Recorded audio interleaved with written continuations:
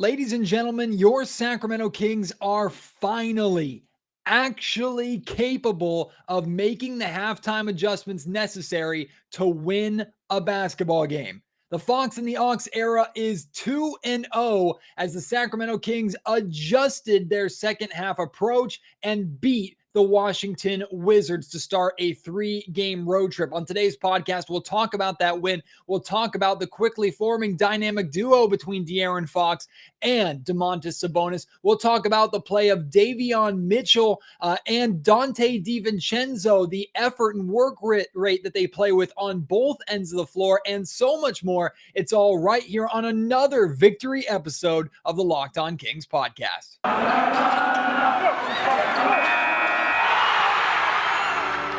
You are Locked On Kings, your daily Sacramento Kings podcast, part of the Locked On Podcast Network, your team every day. And now, ladies and gentlemen, it is that time for another episode of Locked On Kings. Hello and welcome into Locked On Kings, your podcast hub for Sacramento Kings coverage all regular season and all off season. If you're looking for in-depth analysis, game-by-game breakdowns, highlights, interviews with local and national experts, full coverage of your Sacramento Kings from January through December, this is the place for you, part of the Locked On Podcast Network. My name is Matt George, and I'm your host here of the Locked On Kings podcast. I am a Sacramento sports media member. I've been following the Sacramento Kings for a long time, but covering the Sacramento Kings professionally for the last 8 seasons, and I do that for ABC 10 News and Television here in the California capital. And for those of you who have been listening to Locked On Kings all season long, you know what a breath of fresh air it is to actually do multiple positive podcasts in a row. And this week with the trade deadline, the shocking trade of Tyrese Haliburton, this team being 2-0 since De'Aaron Fox and Domantas Sabonis started playing together. It's been a whirlwind. It's been crazy. And I know still not everybody has come around on the idea of the Kings giving up on a probable future star in Tyrese Haliburton. But at least short term, these Sacramento Kings have figured something out. They've got things working. They defeated the Wizards in Washington tonight, 123-110. And what's most significant about this game is what I talked about in the very beginning of this podcast, in the opening. I made sure to hit it with the fact that this team in back-to-back games has made adjustments at halftime that have led to victories. Because to be honest, the first half in both of these Kings games with Fox and Domantas Sabonis, with these new look Kings since the trade, the major trade that the Kings made of Tyrese Haliburton, it hasn't looked the best. And I don't think any of us expected everything to look pristine, even if the team goes 2-0 or went 2-0 like they have.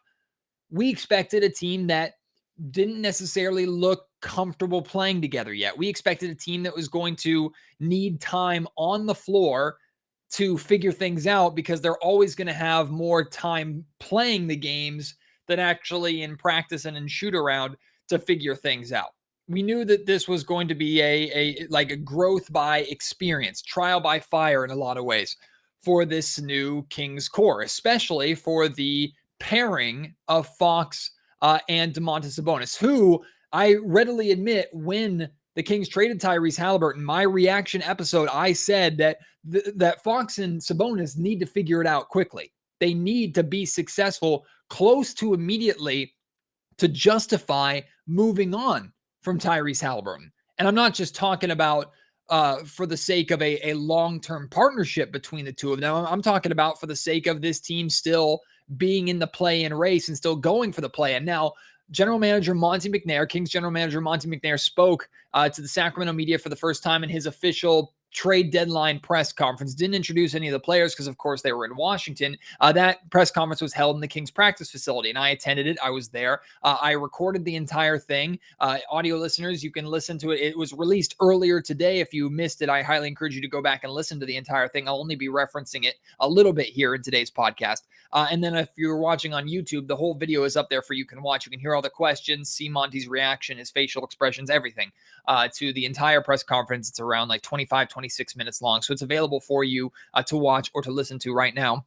But Monty admitted that this trade went beyond just short-term success. That as much as this team would like to make the play-in and through the play-in make the playoffs, which is still a very lofty goal, even if this team is 2-0 since the trades, making the play-in and more importantly, making the playoffs is still going to be a tough hill to climb and a tough ask for this new look Kings team to accomplish, regardless of how good of a start they are off to. Monty knows that would be ideal, and that would certainly help salvage this season that has been dreadful basically up to this point.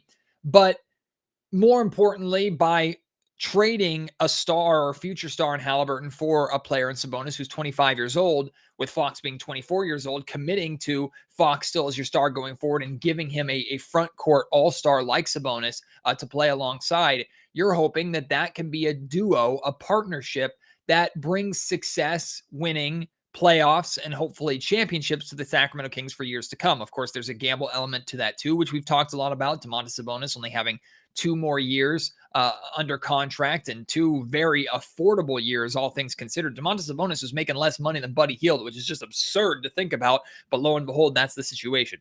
So as much as the Kings are focused on winning right now, it also has a long-term goal. But even that being said, you want to see your duo figure things out quickly. But I don't think any of us expected the team to be able to adapt and to adjust as, I'm not going to say simply, but fluidly as they have. Because adaptation, adjustments at halftime have been something that has plagued this team for at least the last 3 years. It plagued this Kings core before these trades. The core of Fox, Haliburton, Hield, Holmes, Barnes, that group was incapable of consistently making the necessary halftime adjustments to win games or to overcome opponents making halftime adjustments after they would get off to a good start.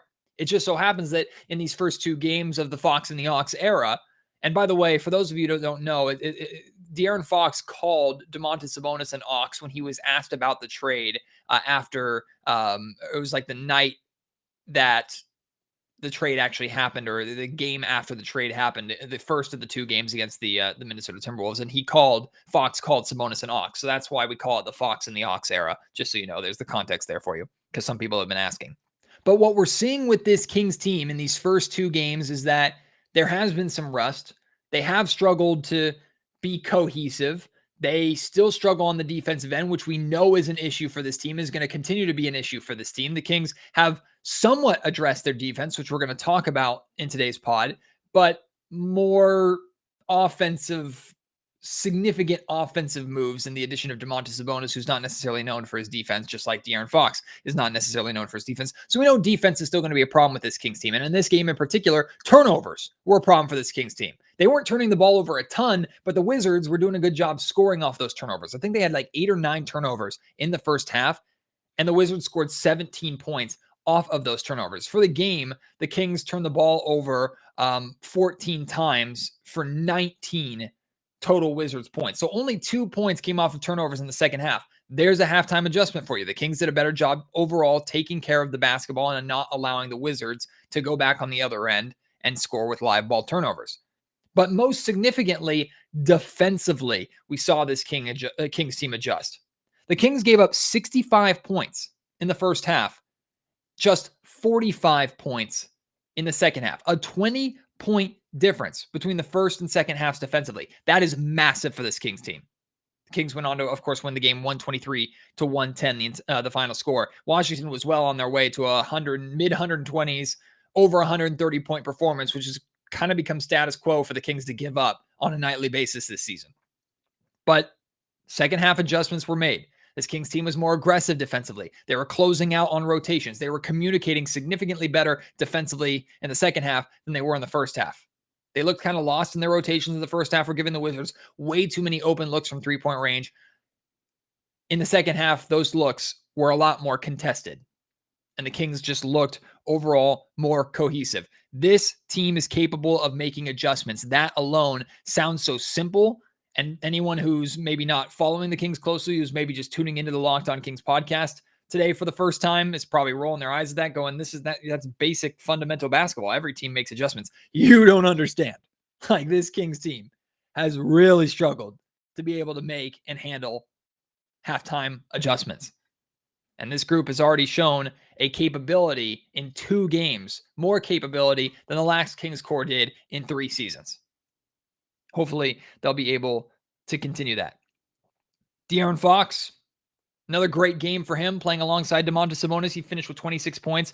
He took over in the fourth quarter, I think 13 of his 26. He was either 11 or 13 came in that fourth quarter. And a majority of those points, like 9 of those points, came when Domantas Sabonis wasn't even in the game.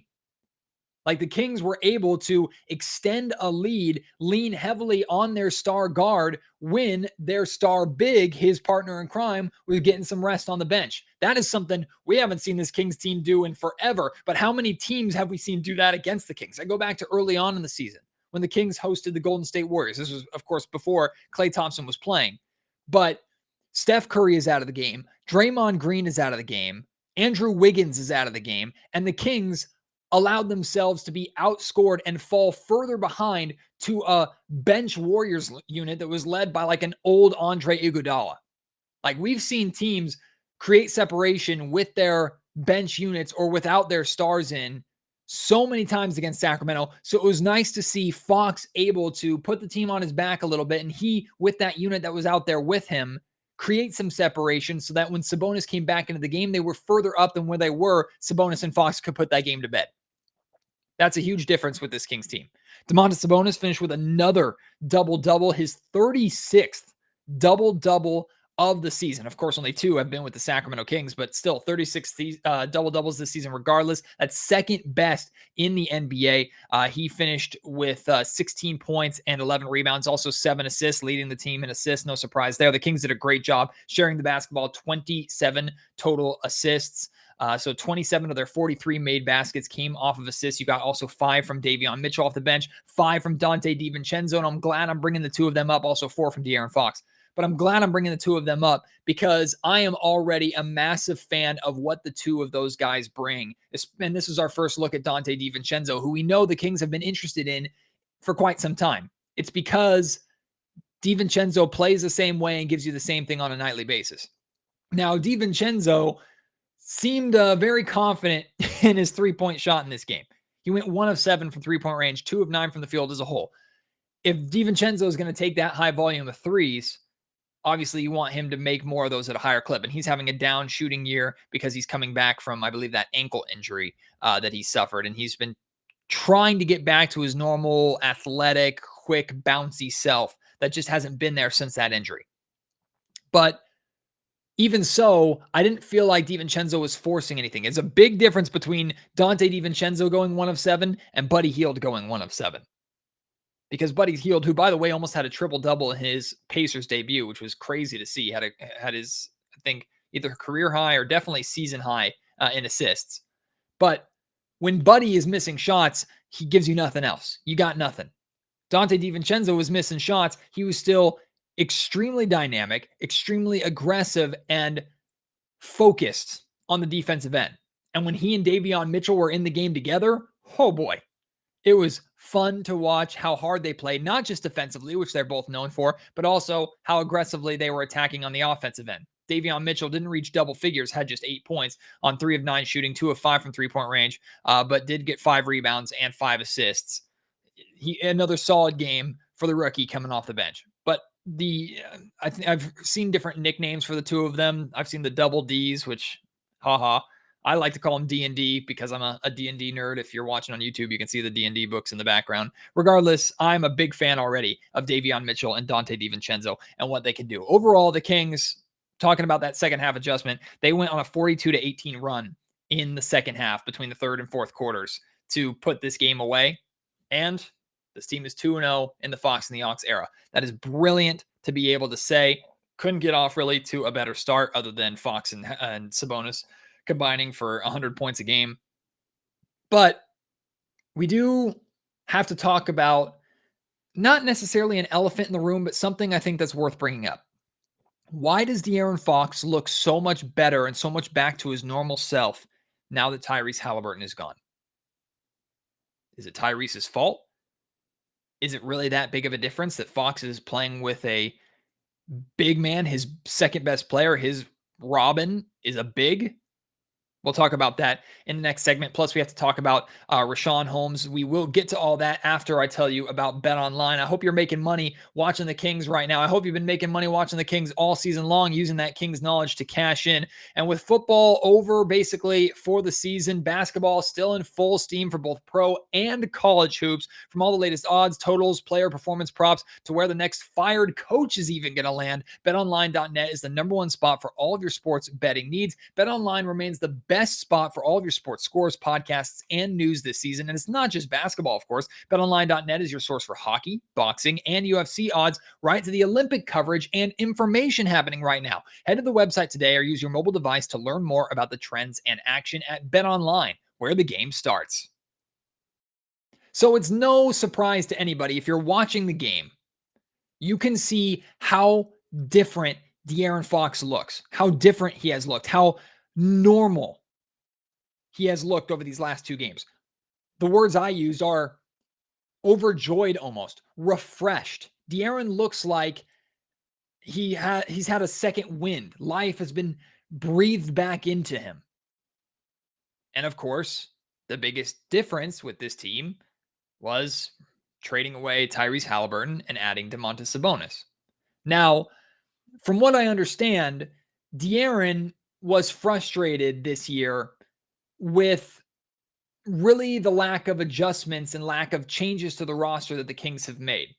Just like we were all pretty frustrated with the same thing, thinking that Monty Mcnair was kind of just sitting on his hands and allowing a broken team to go out there and try it again, ultimately to fail. Fox was frustrated. Fox wanted help. And I'm not saying that Tyrese Haliburton wasn't help for him, because Fox recognized the value of Haliburton.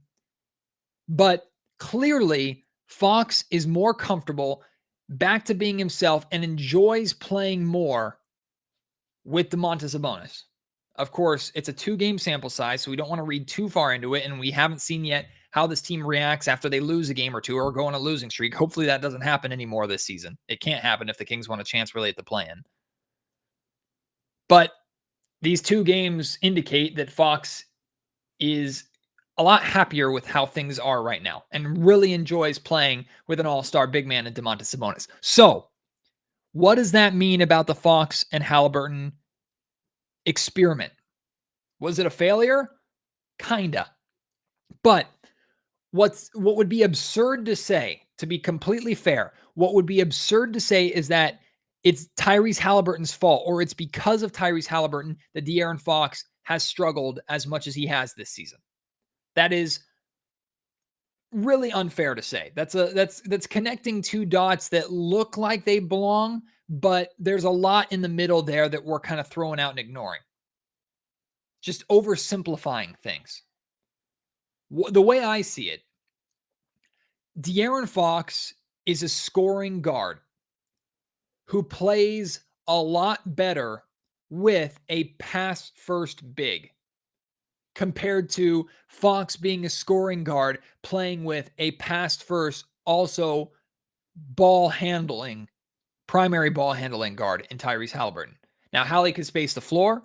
We know Hallie could find a cutting Fox, but we didn't see too much cutting action from De'Aaron versus how much we've already seen already. Fox running off of cuts, running around Sabonis, getting fed by Sabonis. And it's not just him either. Harrison Barnes has been successful over these 2 games playing with Domantas Sabonis. Chimezie Metu has been successful. Mo Harkless came back tonight and looked unstoppable from 3-point range. Like, it's very clear players are benefiting from the passing ability of Domantas Sabonis. He's really the second best passing big man in the league for my money. Number 1 being far and beyond runaway, nobody can catch Nikola Jokic. But Sabonis is up there in terms of best passing bigs, and clearly the Kings enjoy playing with that. And it shouldn't surprise anybody, because back in the glory days of the Kings, they had 2 phenomenal passing bigs in Chris Webber and Vlade Divac that they ran their offense through. Mike Bibby could assist. He was the point guard, but Mike Bibby was more of a scoring first point guard, because he could run and he could play off of his bigs in Vlade and Weber. Basketball, fundamentally, having a passing big is extremely important. And that suits Fox's style more than the Haliburton, Fox, two primary ball handler combo. Not to say that that doesn't work in the NBA, but you have to have specific players for that to work with. And it's hard to make that work. Look at what happened in Brooklyn with Kyrie Irving and James Harden. James moved on. That didn't work. Now they're trying it again with Ben Simmons and Kyrie Irving, and I'm very interested to see how that plays out. It's difficult. You have to have the right pieces to make that work. And I'm not going to say without shadow of a doubt, 100% certainty that Fox and Haliburton couldn't have worked. I think it could have worked. But it also feels like the Kings were maybe trying to shove a square peg in a triangle hole or a round hole. Just wasn't fitting as seamlessly as Fox and Sabonis playing off of each other. Fox has really benefited from playing with Sabonis, and Sabonis has really benefited from playing with De'Aaron Fox immediately. Now just wait till those two understand each other and know what each other is going to do instinctually, not just guessing and figuring it out one step slower like they are right now. I do want to talk about Rashaan Holmes, though. Many of us were surprised that Rashaan was still a Sacramento King after the trade deadline was all said and done. And I shared with you on a recent podcast that that's not a bad thing at all that Rashaan Holmes is still a King. Not a bad thing at all in my mind, because I think Rashaan can be an Energizer Bunny hustle guy off of the bench. That being said, Rashaan played 17 minutes tonight, had just 6 points, 0 rebounds. That's not great.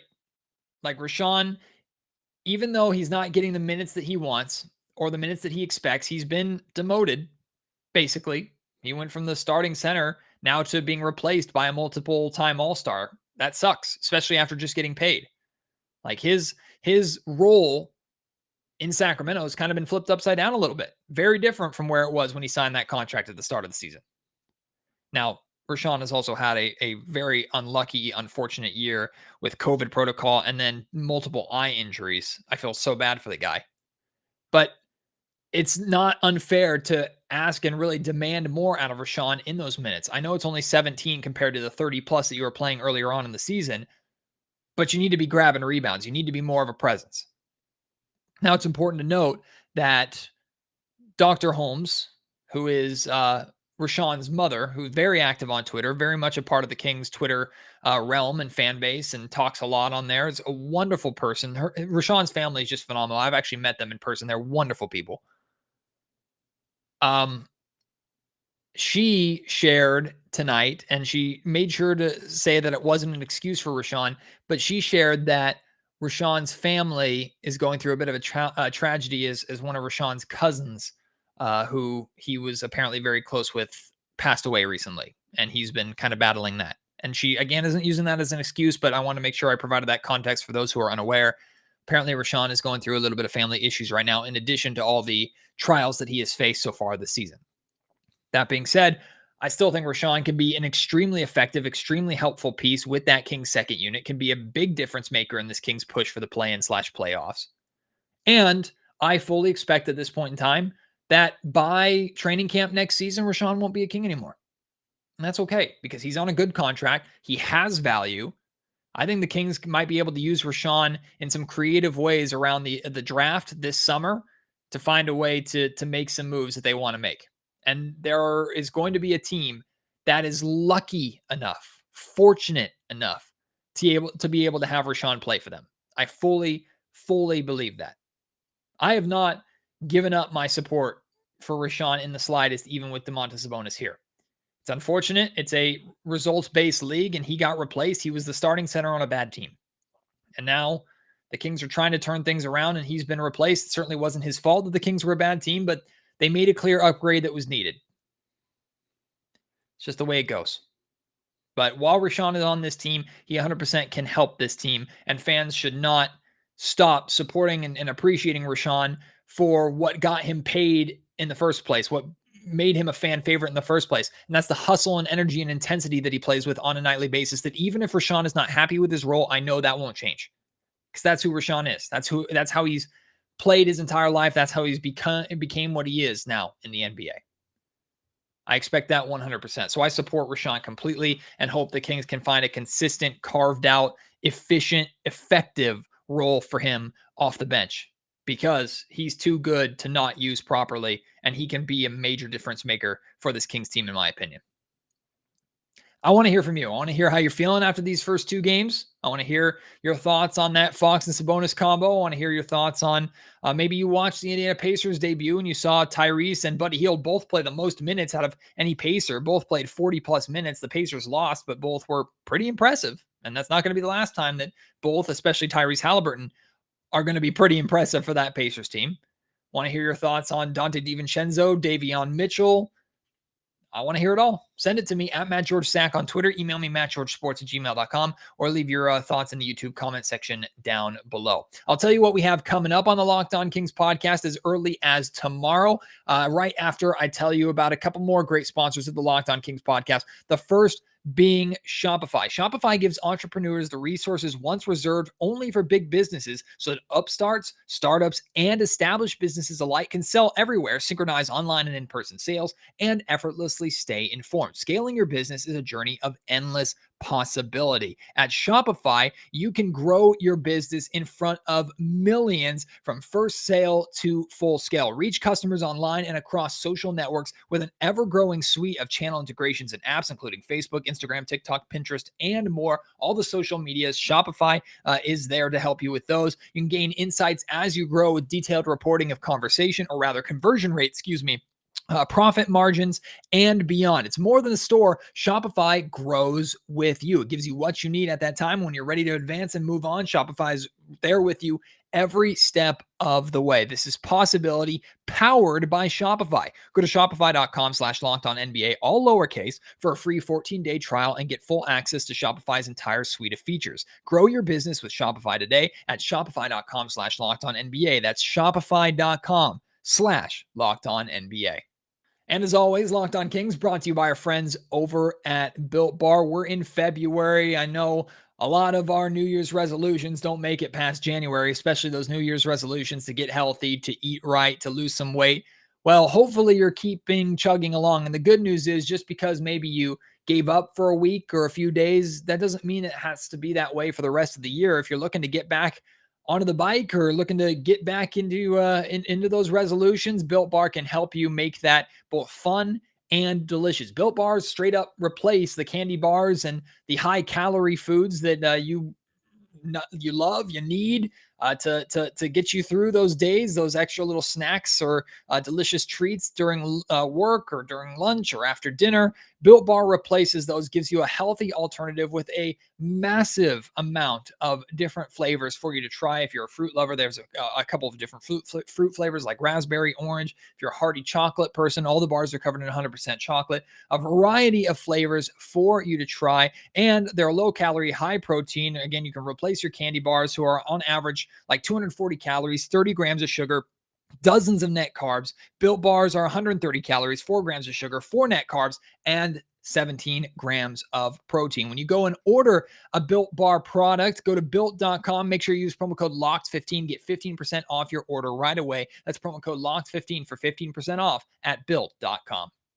So tomorrow is Super Bowl Sunday, but Locked On Kings isn't taking a day off. The Kings aren't playing tomorrow. They play on Monday against the Brooklyn Nets, and who knows what version of the Nets we are going to see. It's going to be a tough game, really the first major test for Fox, Sabonis, and the new Fox and Ox era Sacramento Kings. And of course, we will have a post-game Locked On Kings podcast for you after Monday's game.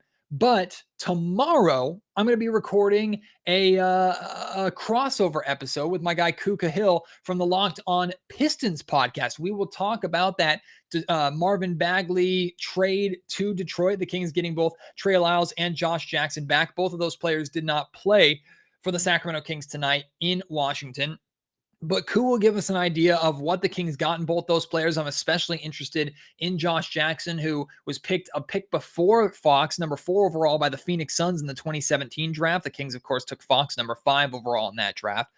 he's been bouncing around. I think this is his 5th team now. The Sacramento Kings are his 5th team, and he has an expiring contract. But could he turn into something for the Kings? Could he provide some depth? Could he be something? Kuka Hill will give us an idea of what he was in Detroit. Also tell us a little bit about Trey Lyles. And of course, we'll talk about Marvin Bagley getting a fresh start in the Motor City. I'll share why I think that's great for him, why I think it could be a good fit there in Detroit, and why there's really pressure off Bagley at this point to now kind of turn his career around. So Koo and I will have a long conversation about that you won't want to miss. We're recording before the Super Bowl. I don't know if I'm going to get that episode out before the Super Bowl or not. Regardless, whether you're trying to kill time during halftime, after the game, just make sure you tune in, listen to that conversation, and it'll get you ready for another week of Locked On Kings, where we'll have more post-game pods, more guests. I'm going to invite some guests on here to overall talk about the differences with this Kings team, talk about the trade deadline as a whole, and we will keep looking towards the play-in tournament and the playoffs. I was completely out on that. I was completely out on the idea of discussing the play-in and playoffs for the remainder of this season. And this team has kind of reeled me back in, or at least they have me believing that it's somewhat possible. It's still going to be an uphill climb. Don't get me wrong, but it's now a lot easier to pay attention to that aspect of this team and not just waste my time on Tankathon. I had plans of having my guy Rafael Barlow, one of the hosts of the Locked On NBA Draft podcast, on to start telling us about this draft class and who the Kings should theoretically tank for. That is a little bit in the past. But if you do want me to have Rafael on still to give you an idea about this upcoming draft class, I still can do that, and I will do that in the coming weeks. Just let me know if you'd like that. If you could leave a review of the Locked On Kings podcast, I really would appreciate that. Apple Podcasts or iTunes, the best place to do that. Hit 5 stars. There's a little box for a custom little review. You can say what you like about the podcast, any constructive criticism you have, put it there. If you want to encourage others, Kings fans or just NBA fans, to listen to the pod, that's a great place to do it. It really helps us out a ton. So I really would appreciate if you took the time doing that. And if you listen on Spotify, there's no custom review system, but there is like a 5-star system now. So hit 5 stars only, of course, if you think the show is worthy of that rating, but I hope you would think that. And that only takes literally a second. And then to those of you who are listening on YouTube, we're closing in on 2,000 subscribers, which is crazy to think about. So if you could help us accomplish that goal, hit the like button, turn on that notification bell so you always get updates on when these podcasts go live. That would help us out a ton too. Appreciate you. I love you. It's fun to enjoy Kings talk and Kings basketball again. I don't expect this team to go undefeated for the remainder of the season, but at least considering where we were as early as a week ago, I'm having fun, and I hope you are too. Thank you so much for choosing to have fun with me here on the Locked On Kings podcast. We'll have more fun in the future, guaranteed, even with Kings losing. We do our best around here. Thank you so much for tuning in, and I'll talk to you next time. Until then, my name is Matt George. You have been listening to Locked On Kings, part of the Locked On Podcast Network.